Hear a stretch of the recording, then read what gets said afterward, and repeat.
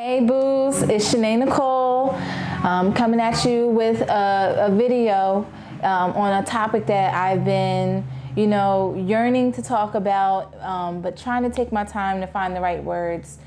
For those of you that don't know who I am, or if you've never been to my channel, I'm Shenay Nycole, and I am a teacher of fashion design. I taught fashion for 12 years total. 9 of those years was at my last school district. The topic of my video is why I left my teaching job. Boy, has this been a long time coming. I left my teaching job, honestly. I feel as though I outgrew what it was I thought I loved. And what I mean by that is I've been teaching for, like I said, 12 years. And it wasn't the teaching that kept me. It was the people. It was my love for my students, the great staff around me. There were a few administrators that I really felt as though supported me along the way. But mainly I stayed and I taught because I truly enjoyed being in the classroom with my students in our own zone, our own element. And over the years, I always would talk to them about, you got to own your own business, and you got to, this is the best time of your life. And, while you're young, try to achieve your goals.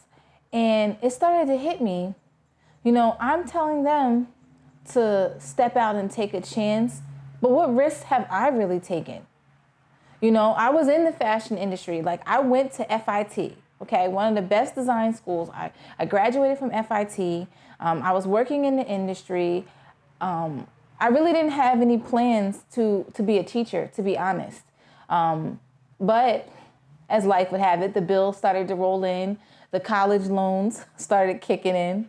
And I was like, okay, I gotta figure something out. And at that time, I think it was my mom, she suggested, I get into education because she was in education. And I was like, maybe, because she's like, you're a people person. So I'm like, okay, I'll try it. So what I did was I started off substitute teaching.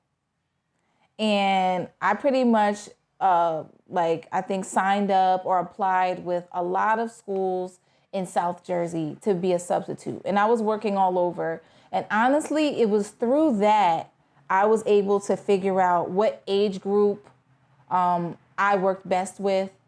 I was able to decide if I loved it or not, or if this was something I wanted to try. And, after about 2 years of substituting, I realized I worked best at the high school level. And, I wanted to stay like South Jersey based. So I knew that much, and I did know, and I did come to realize that I enjoyed teaching. So it's kind of weird, but the way I started off is I actually heard about an opening at a community college for fashion design. So I'm like, okay, this is right up my alley. So I wound up teaching at college level first. So, and I was adjunct. So I was teaching at college level. And then in the summers, I was doing a high school program for fashion design at a big university. So I got excited because this high school program at this big university, like I said, it was fashion based. I got to do it the entire summer. I loved it. And I just pretty much figured if it was meant for me to teach fashion at the high school level, it will happen. In the meantime, I was substitute teaching on the days I wasn't teaching adjunct at the community college. So I was pretty much going back and forth between, subbing and teaching at college level. And then in my summers, I was doing the high school fashion program at a big university. So I loved it. And then, I got my chance. And that led me to, after a while, to get a position as a fashion design teacher at my last school district, where I wound up teaching there for a total of 9 years, this being my 9th year. So reasons why, like I said, decided to leave my position. It had nothing to do with the students. It had everything to do with my growth, my mind, my elevation.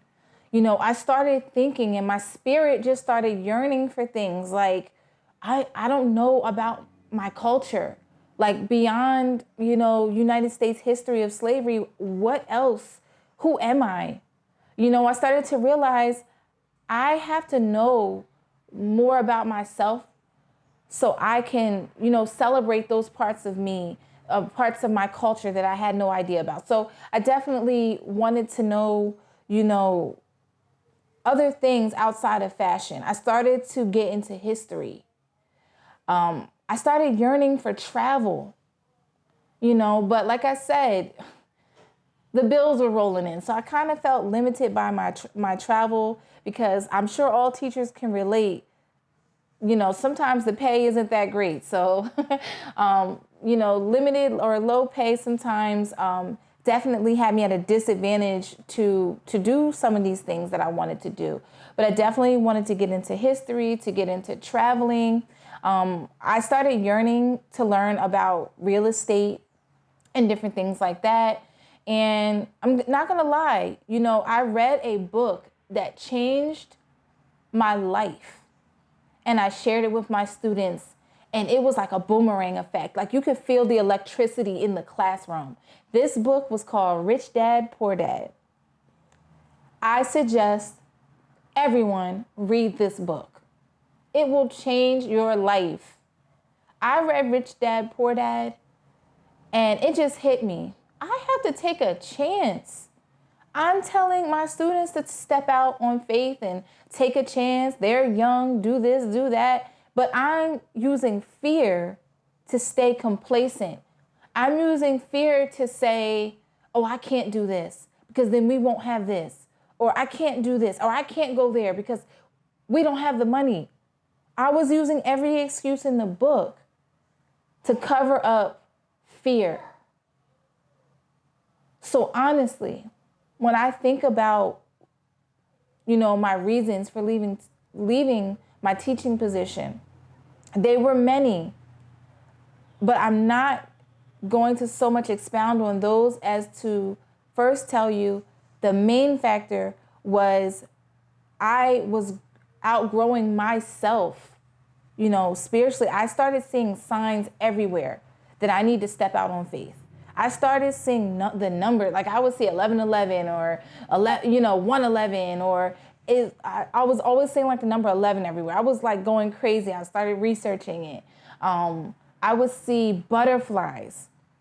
I was seeing butterflies right and left.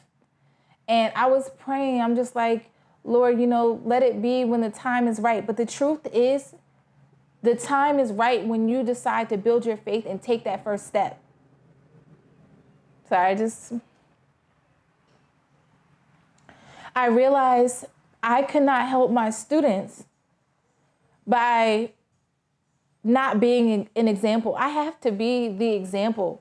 I can't tell them to step out and try different things if I'm too scared to try the things that I want to do. Yes, financially, I was cash strapped.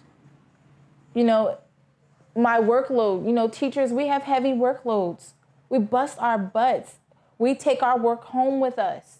We think about our students on the weekends. We get supplies with our own money. I had all this to think about and juggle along with a family life and a small child. But I decided that this pandemic was not going to beat me. I decided that I was going to use this pandemic as a learning tool to step out on faith. I realized if I have to help my students, it has to be from a higher platform for me. Meaning, I can't talk to them about travel and this and that, and I'm not doing it. So I decided to take the next step, to take the first step away from fear, okay? And I resigned from my teaching job. However, I am still a teacher. Whenever my students need me. They'll forever be my students. Whenever they need me, I will be there. If they have a question about design, I'm on the phone. But I've decided to take some steps towards some goals that I have been wanting to do. So with that being said, I want to tell you about some of my goals. I am going to be using my YouTube channel to showcase travel and history. I've been wanting to, explore history, and I've been wanting to travel. Again, I may not be a millionaire, but I am going to take the first step in faith and start traveling, and I want to take everybody on this ride with me. I do. Another goal was my desire to learn about real estate.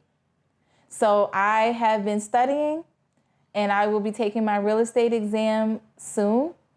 I actually took it one time before, and I failed by 1 point. At 1 point. And if I would have just gotten that 1 point, I would have been a real estate agent, which was one of my goals. So I am up to take my test again soon. I'm still studying. And once I had that under my belt, I will be like the traveling fashion real estate agent and history buff.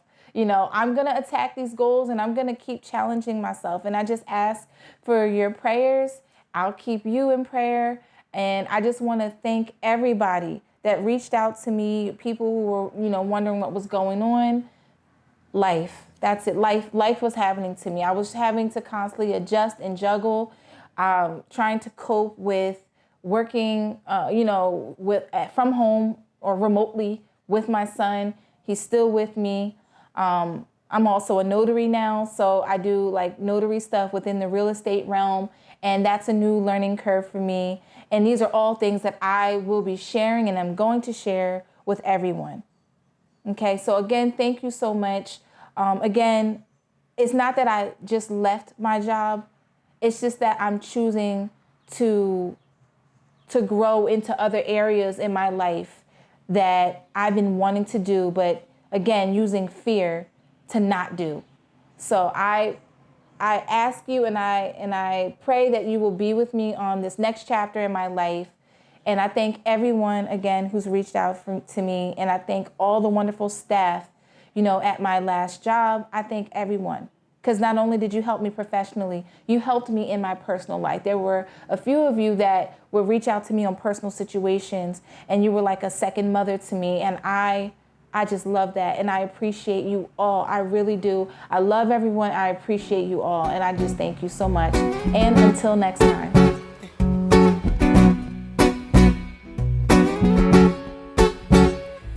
I get out